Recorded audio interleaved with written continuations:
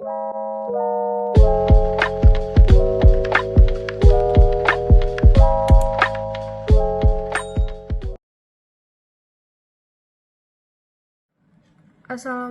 warahmatullahi wabarakatuh. Perkenalkan, nama saya Marta Putri Sabrina. Di sini saya akan menjelaskan materi tentang gempa bumi.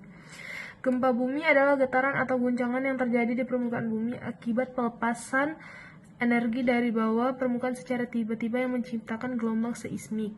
Gempa bumi bisa disebabkan oleh pergerakan kerak bumi atau lempeng bumi.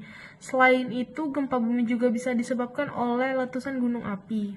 Gempa bumi bisa diartikan sebagai suatu peristiwa bergetarnya bumi akibat pelepasan energi di dalam bumi secara tiba-tiba yang ditandai dengan patahnya lapisan batuan pada kerak bumi. Frekuensi gempa bumi di suatu wilayah mengacu pada jenis dan ukuran gempa bumi yang dialami selama periode waktu.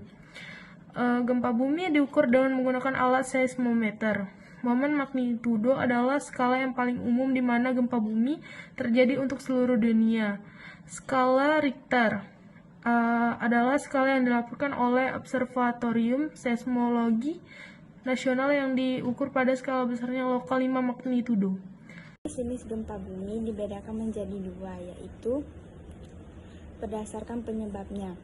Menurut penyebab terjadinya, gempa bumi dibedakan menjadi 3 jenis, yaitu 1. Gempa vulkanik. Gempa bumi vulkanik adalah gempa bumi yang disebabkan oleh letusan gunung berapi. 2. Gempa tektonik. Gempa tektonik adalah gempa bumi yang terjadi karena pergeseran lapisan kulit bumi akibat lepasnya energi di zona penujaman. 3. Gempa runtuhan atau terban. Gempa runtuhan atau terban adalah gempa bumi yang disebabkan oleh tanah longsor, gua-gua yang runtuh, dan sejenisnya. Nah, yang sekarang berdasarkan kedalamannya. Berdasarkan kedalamannya, jenis-jenis gempa bumi dibedakan menjadi 3, yaitu 1. Gempa bumi dalam. Gempa bumi dalam adalah gempa bumi yang hiposentrumnya atau pusat gempa berada lebih dari 300 km di bawah permukaan bumi atau di dalam kerak bumi. 2. Gempa bumi menengah.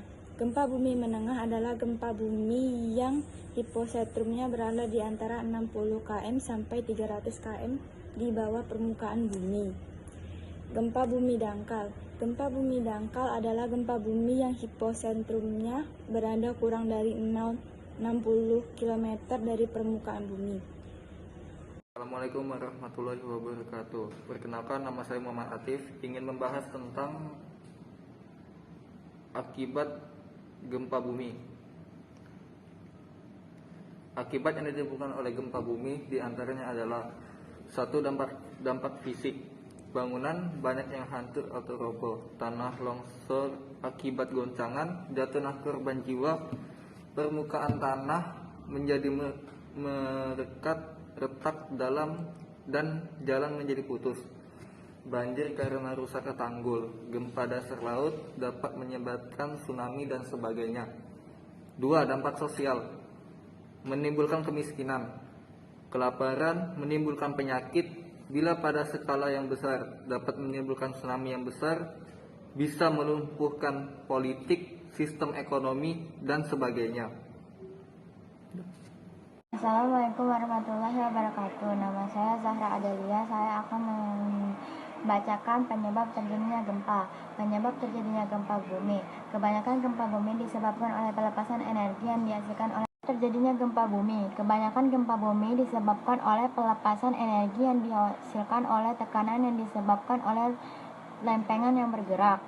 Semakin lama tekanan itu kian membesar dan akhirnya mencapai pada keadaan di mana tekanan tersebut tidak dapat ditahan lagi oleh pinggiran lempengan. Pada saat itulah gempa bumi akan terjadi. Gempa bumi biasanya terjadi di perbatasan lempengan-lempengan tersebut.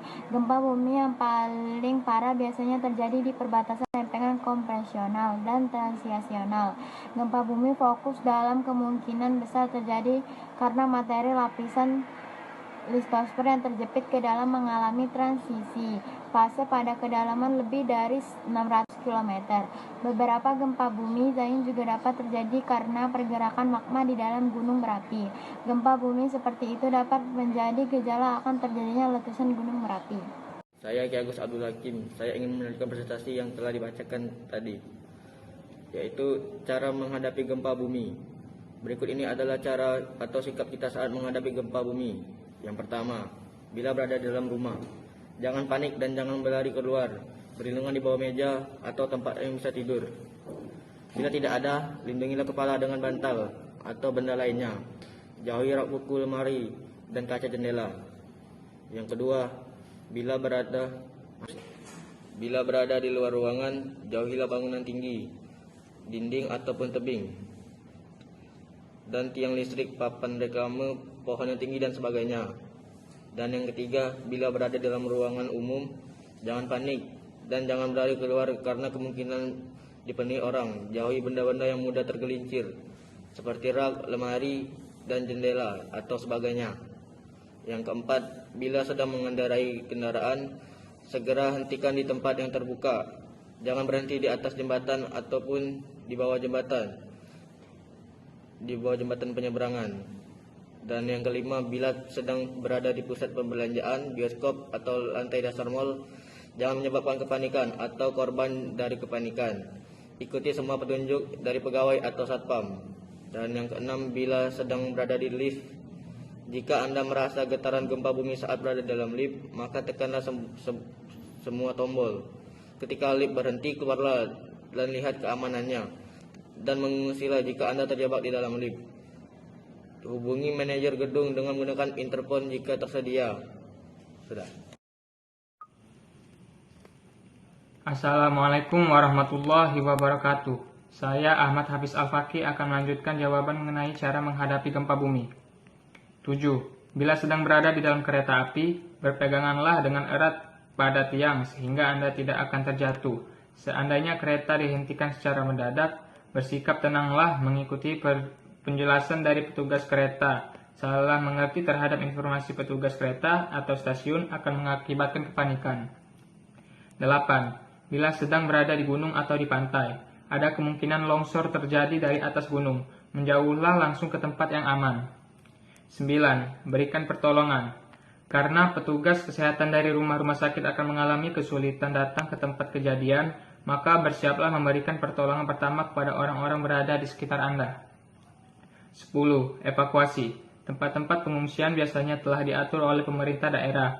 Pengungsian perlu dilakukan jika kebakaran meluas akibat gempa bumi. Pada prinsipnya, evakuasi dilakukan dengan berjalan kaki di bawah kawalan petugas polisi dan instansi pemerintah. 11. Dengarkan informasi. Saat gempa bumi terjadi, masyarakat terpukul kejiwaannya. Untuk mencegah kepanikan, penting sekali setiap orang bersikap tenang dan bertindak sesuai dengan informasi yang benar. Anda dapat memperoleh informasi yang benar dari pihak berwenang, polisi atau petugas PMK. Seismograf adalah alat yang digunakan atau dipakai untuk mengukur kuat dan lemahnya suatu gempa bumi. Sekian, terima kasih.